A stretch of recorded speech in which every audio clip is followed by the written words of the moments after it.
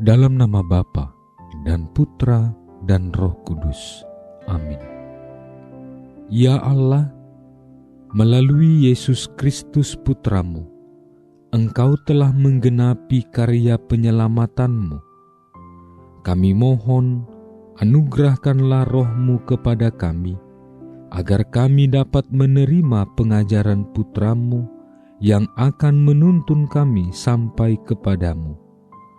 Semoga sabdamu yang kami dengarkan hari ini membuka hati dan pikiran kami untuk lebih mendekatkan diri kami kepadamu dan melaksanakan apa yang Engkau kehendaki dalam diri kami.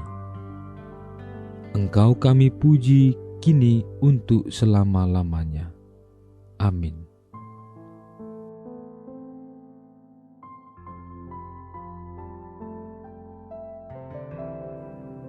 Ketika Yesus dan murid-muridnya turun dari gunung, para murid bertanya kepadanya, "Mengapa ahli-ahli Taurat berkata bahwa Elia harus datang dahulu?"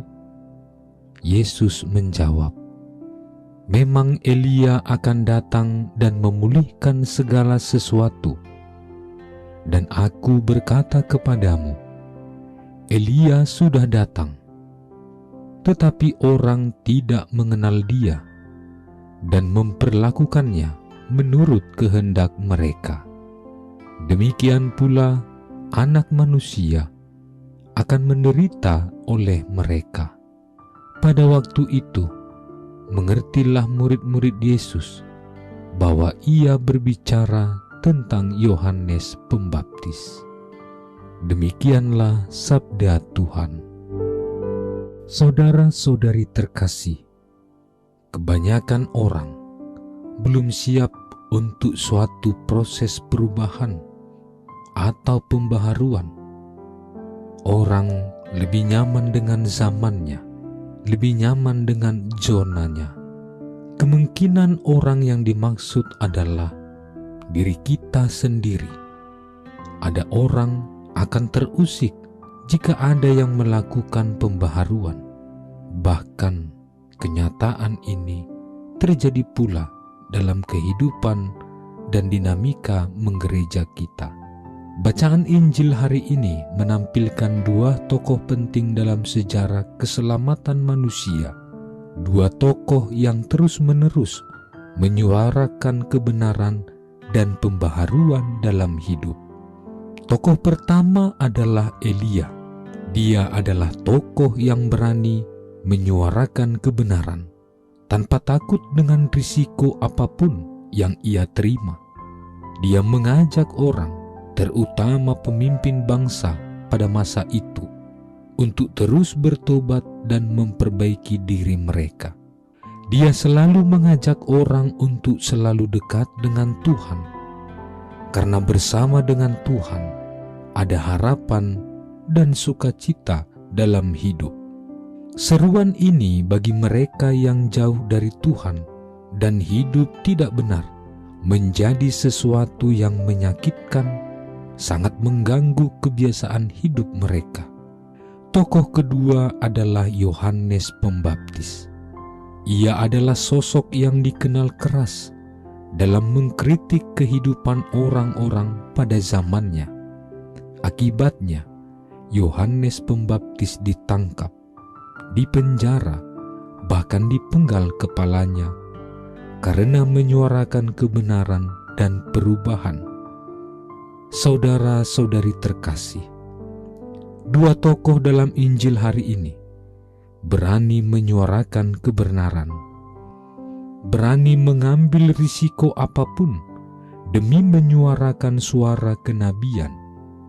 Pertanyaannya, bagaimana dengan hidup kita?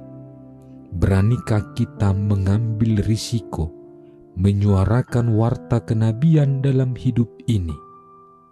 Benar bahwa setiap perbuatan ada konsekuensinya.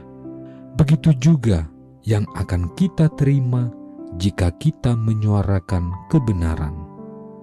Sikap berani menyuarakan kebenaran merupakan panggilan kita sebagai murid Kristus. Apabila kita berani, maka dunia akan penuh pengharapan dan sukacita.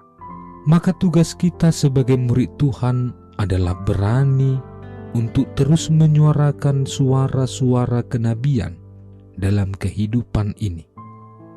Jangan pernah gentar atau takut untuk berkata benar, sebab Tuhan akan membela kita yang benar dan kita yang hidup tulus.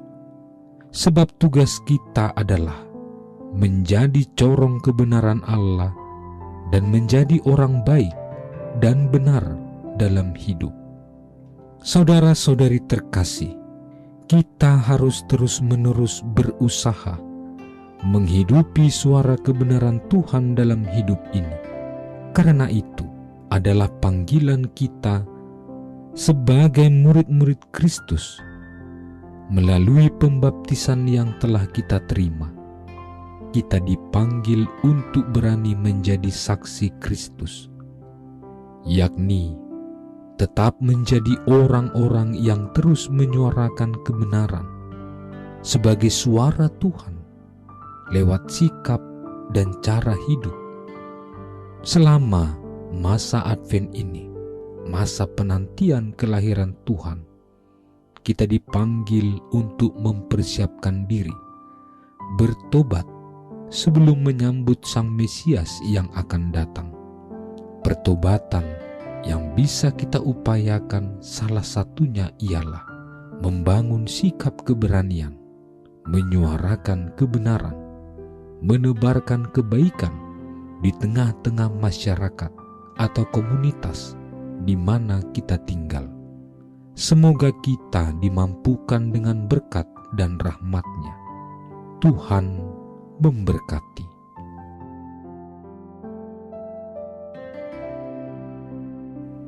Ya Tuhan, naungilah kami dengan rahmat dan berkat-Mu, agar kami berani menyuarakan kebenaran dan menebarkan kebaikan lewat sikap, tindakan, dan perkataan kami. Dengan pengantaraan Kristus Tuhan kami. Amin. Allah Tritunggal Maha Kudus, Bapa, Putra, dan Roh Kudus. Engkaulah Allah Esa yang Maha Kuasa dan Maha Rahim. Kami puji dan muliakan Dikau. Di tahun komunitas basis ini, dengan sepenuh hati, kami mengagungkan Dikau, karena Engkaulah sumber, dasar, dan model sempurna kesatuan kami dengan Dikau, sesama dan alam ciptaan. Kami mohon, anugerahilah kami Roh Kudus-Mu, agar kami mampu membangun persaudaraan dan persekutuan sejati di dalam keluarga, komunitas-komunitas, dan seluruh gereja. Dengannya kami menjadi tanda kesatuan dan kehadiran-Mu di dunia ini. Bunda Maria, Bunda yang berbelas kasih, doakanlah kami anak-anak-Mu, agar hidup rukun dan bersatu seperti keluarga kudus di Nazaret. Dengan pengantaraan Kristus Tuhan kami. Amin. Dalam nama Bapa dan Putra dan Roh Kudus. Amin.